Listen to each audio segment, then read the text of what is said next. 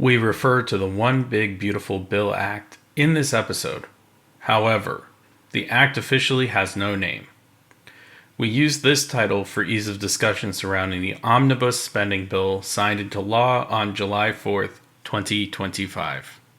Welcome to the Living Loud and Proud podcast, brought to you by Disability Pride, Pennsylvania. If you need a link to the transcript for this episode, please visit our accessible website at www.disabilitypridepa.org/podcast. And now, here is your host. Hey everyone, and welcome back to Living Loud and Proud, the podcast that examines disability-related issues and stories. I'm your host, Phill Rosen. And I'm your co-host, Ray DECA Horton. Today we're actually jumping into the time machine, heading straight back to the 1960s. All right, and we're talking about a massive and ambitious vision for America. President Lyndon B. Johnson's Great Society. That's what we're going to be talking about. And, you know, it's wild to think about. In the wake of President Kennedy's assassination, LBJ stepped into office and pretty quickly laid out this incredibly bold domestic agenda. His dream? To build on what he called a great society where poverty and racial injustice would be wiped out and every American would get a fair shot at thriving. It was a huge promise, abundance and liberty for all, and a real demand to end systemic inequalities. And today we're really drilling down into three major pillars of that vision. There's Medicare, Medicaid, and the Food Stamp Act. We're going to spotlight how these programs, born out of a genuine desire to meet fundamental human needs, have transformed millions of lives, especially for Americans with disabilities. They've been absolute lifelines, helping people live with more independence. But let's be real, their journey has been anything but smooth. I mean, we have tons of debates, political fights, and honestly, those same battles are still echoing in today's headlines. Yeah, to really get a handle on the impact of Medicare, Medicaid, and food stamps, we've got to understand what the 1960s were like. It was a time of immense social change. The civil rights movement was gaining serious traction, laying bare just how deep racial injustice ran. And poverty, even if it was often out of sight, was widespread, especially amongst older folks and in rural areas. For people with disabilities, life was incredibly challenging. Opportunities were super limited, and institutionalization was often a grim reality, leading to profound isolation. Oh yeah, it's almost hard to wrap your head around now. But before the Great Society, healthcare for seniors was a looming catastrophe. And for folks with disabilities, comprehensive support barely existed outside of those state-run institutions. Think about it. In 1964, a staggering 44% of seniors had zero health insurance, and people with disabilities faced just impossible hurdles to get medical care, let alone any kind of community-based services. Plus, getting enough healthy food was a major struggle for low-income families, and that absolutely included families with disabled members. Hunger and malnutrition were just commonplace across the country. LBJ, a guy who had seen extreme poverty firsthand as a teacher back in Texas, he didn't see these problems as individual failures, but as big societal challenges that demanded a strong governmental response. He truly believed that the federal government had the power to create opportunity and protect the well-being of its citizens. Here's a quote from his 1965 State of the Union address about the Great Society. The Great Society asks not how much, but how good. Not only to create wealth, but how to use it.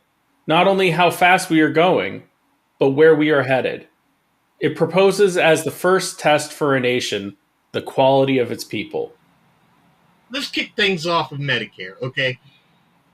All right, so LBJ signed it into law on July 30th, 1965 at the Truman Library. a really symbolic gesture, giving a nod to Harry Truman's earlier, though unsuccessful, attempts at national health insurance. Medicare was primarily designed to give health insurance to Americans age 65 and older. And here's what President Johnson himself said at the signing of Medicare, which I think perfectly captures the spirit. No longer will older Americans be denied the healing miracle of modern medicine. No longer will illness crush and destroy the savings that they have so carefully put away over a lifetime so that they may enjoy dignity in their later years. And no longer will this nation refuse the hand of justice to those who have given a lifetime of service and wisdom and labor to the progress of this progressive country. Powerful stuff. Okay, absolutely. Now, while it started with seniors, Medicare's reach pretty quickly grew to include certain people with disabilities under age 65. And this honestly was a monumental step, for the disability community. I mean, if you give a qualifying disability, you generally become eligible for Medicare after getting Social Security disability insurance or SSDI benefits for 24 months. There are a couple of exceptions, like, for folks with end-stage renal disease or ESRD and amyotrophic lateral sclerosis. I've never said it out loud before, but I hope I pronounced it right. But we all call that ALS. Those people who qualify without that waiting period. Think about it. This meant that individuals who had worked and paid into Social Security, but then acquired a disability, could actually get comprehensive health insurance down the line. It was revolutionary. Before Medicare, a severe disability often meant not only losing your income, but also losing any real shot at affordable health care. That often led to institutionalization or just financial ruin for entire families. Yeah. Today, Medicare covers like over 60 million Americans, and that includes millions with disabilities. It covers a huge range of services, which include hospital stays, doctor visits, prescription drugs through Part D, and also some other health services. While there are still changes, like out-of-pocket costs, challenges, I meant to say, like out-of-pocket costs in certain long-term services, Medicare's fundamental role is providing health care security for individuals with disabilities is just, undeniably crucial. All right, so hand in hand with Medicare, President Johnson also signed Medicaid into law in 1965. Now, unlike Medicare, which is mainly a federal program, Medicaid is more of a partnership. It's a cooperative effort, jointly funded by the federal government and individual states. It was designed to help states provide medical assistance to eligible low-income individuals and families.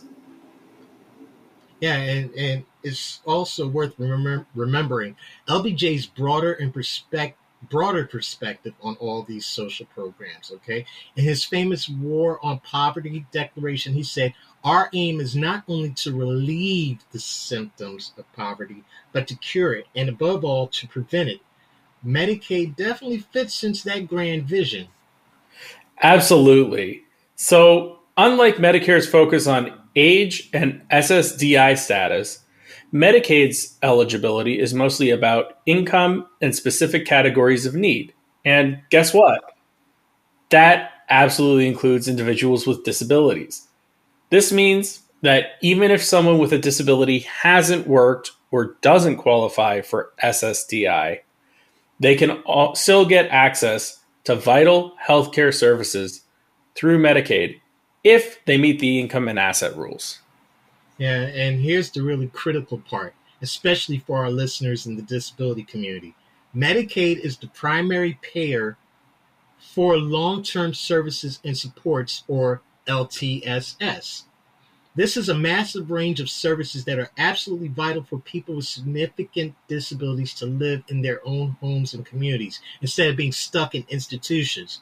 We're talking about things like personal care attendants, home health aides, adult day services, case management, and crucial assistive technology. This whole emphasis on community-based services has been a constant fight, pushed for and expanded by Amazing disability rights advocates like our very own Adapt, who have literally put their bodies on the line protesting for our homes, not nursing homes. And also, Medicaid's significance for the disability community goes way beyond just direct medical care. It covers vital therapies, necessary durable medical equipment, and even transportation to medical appointments. While states do have some flexibility in their specific offerings and waiver programs, the federal framework ensures essential services for eligible individuals with disabilities, making it an indispensable safety net and a true cornerstone of independent living. Okay, so beyond healthcare, the Great Society also took a direct shot at a super basic human need: food. On August 31st, 1964, President Johnson signed this Food Stamp Act, making what had been a pilot program a permanent fixture. And exactly as he said at signing, this is what he says, it is one of many sensible and needed steps we have taken to apply the power of America's new abundance to the task of building a better life for every American. As a permanent program, the food stamp plan will be one of our most valuable weapons for the war on poverty. I mean, you can really hear his conviction there, you know? Oh, totally. The food stamp program, which we now know as the Supplemental Nutrition Assistance Program, or SNAP, plays a huge role in fighting hunger for low-income households, and that includes a really significant portion of the disability community. A lot of individuals with disabilities, especially those living on fixed incomes from Social Security or SSI, often face really tight financial situations that make it super tough to afford nutritious food. Yeah, and that's where SNAP steps in. It provides eligible households with electronic benefits, those EBT cards we all recognize now, that they can use to buy food at grocery stores. Now, while eligibility is mainly based on income, there are some really important provisions that acknowledge the unique financial circumstances of individuals with disabilities. Okay, first, higher asset limits. For households with an elderly or disabled member, they often get higher countable resource limits. This recognizes that they might need to hold on to a bit more in savings for unexpected medical bills or living expenses. Yeah, and next are medical expense deductions. This is a massive one. For elderly or disabled household members, any out-of-pocket medical expenses over a certain amount, say $35 a month, can actually be deducted from their gross income when SNAP eligibility is calculated. This effectively allows more of their income to be disregarded, making it easier to qualify or get higher benefits. Right. And finally, there are waivers for work requirements. While SNAP generally has work requirements for able-bodied adults, these are typically waived for folks who are getting federal disability or blindness payments like SSI or SSDI, or who are otherwise determined to be unable to work because of a permanent disability. SNAP's role as a nutritional safety net for the disability community is absolutely profound. It doesn't just address immediate hunger, but also contributes to better health outcomes, which is particularly vital for individuals with chronic conditions or complex medical needs. So we've just laid out how absolutely crucial Medicare and Medicaid are, especially for people with disabilities. But now we have to talk about something really immediate, something that's hitting these programs hard right now. And we're talking about the One Big Beautiful Bill Act, which was just signed into law on July 4th, 2025.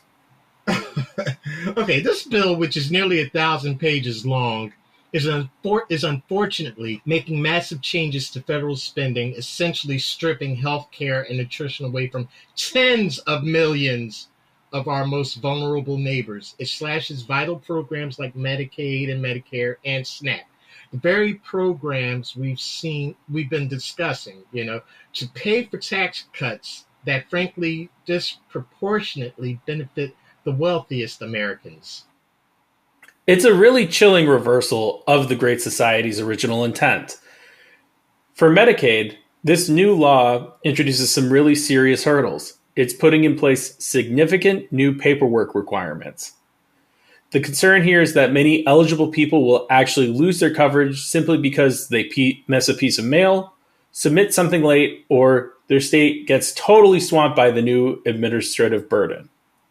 And it gets tougher. The bill imposes new work requirements for many Medicaid recipients aged 19 to 64 who are considered able-bodied. They'll now have to prove they're working, doing community service, or participating in work training for at least 80 hours a month, or attending school part-time. This includes parents of children over 13. While there are some mandatory exemptions, for certain groups like pregnant women or those with serious medical conditions, the reality is that many individuals with disabilities who don't have SSI or SSDI but still struggle to work due to their conditions are at huge risk. Research has shown these kinds of requirements often don't increase employment, but instead lead to significant coverage loss. And beyond that, the bill introduces cost-sharing requirements for Medicaid expansion recipients, meaning people could face up to a $35 copay per healthcare service. For folks with chronic illnesses or disabilities who often have multiple appointments and needs, these small amounts can quickly add up to unmanageable costs, effectively creating a barrier to essential care. And Medicare isn't safe either. The bill is projected to trigger significant cuts to Medicare from 2027 to 2034, largely due to the statutory Pay-As-You-Go Act. Plus, it prohibits the implementation of rules that would have made it easier for low-income Medicare enrollees to access Medicare saving programs, which help to cover premiums and co-pays. This disproportionately hits disabled people who are more likely to have lower incomes. And now there's SNAP. This new law threatens to cut and reduce benefits for an estimated 22 million families. It expands work requirements for SNAP recipients, ending exemptions for veterans, young adults aging out of foster care, and even parents with children older than 15. The age for work exemptions for adults is also being raised from 54 to 64. These changes mean more people struggling to find consistent work will lose crucial food assistance. So it's a lot to take in, and it's clear these changes pose a direct threat to the very lifelines we've just explored from the Great Society era. So, what can be done? Well, it's easy to feel overwhelmed, but the disability community in particular has a long, powerful history of advocacy. As we discussed earlier, groups like ADAPT have literally put their bodies on the line. Now more than ever, we need to channel that loud and proud spirit into action. Yeah, exactly. And the first step is to stay informed, accurately informed. Understand exactly how these changes from the one big, beautiful bill act will impact you or your loved ones. Knowledge is power. Follow reliable news sources and advocacy organizations like the ARC, the National Disability Rights Network, NDRN as it's called, the Center for Medicare Advocacy, and the Center on Budget and Policy Priorities. They are tracking this bill and its implications very closely. And next, contact your elected officials. This is absolutely critical. I know it sounds like, it feels like screaming at the wall sometimes, but trust me, it does make a difference. Yes. Your senators and representatives need to hear from you. Phone calls are often considered more impactful than emails, but emails still matter. Tell them your story if you feel comfortable. Explain how Medicare, Medicaid, or SNAP impacts your life directly. Personal stories are incredibly powerful and can sway opinions. Emphasize that these aren't just budget lines, they are human lives. Yeah, and don't just stop at your federal representatives. I mean, reach out to your state legislators too. Remember, Medicaid is a federal state partnership. So state policy decisions about funding and program implementation will become even more critical under these new federal rules. Advocate for your state, to resist harmful cuts and, protect services. And of course, you can join advocacy groups. There's strength in numbers, folks. Organizations like ADAPT, the ARC, and other local disability rights centers are already doing incredible work. They have coordinated campaigns, provide resources, and can help amplify your voice. Look for your state's protection and advocacy, or P&A, system. They offer legally based advocacy services. Yeah, and share your story, publicly if you're comfortable. Social media, local news outlets, community meetings, sharing your experiences can raise awareness and galvanize others. The more people understand the real world consequences of these cuts, the more pressure there will be for change. And finally, support organizations that are fighting on the front lines. Financial contributions, volunteering your time, or simply spreading their message can make a significant difference. This is a long game fight, and every bit of effort helps maintain these vital programs. When we look at the Great Society programs, Medicare, Medicaid, and the Food Stamp Act, they represent a pivotal, truly defining moment in American history for the disability community.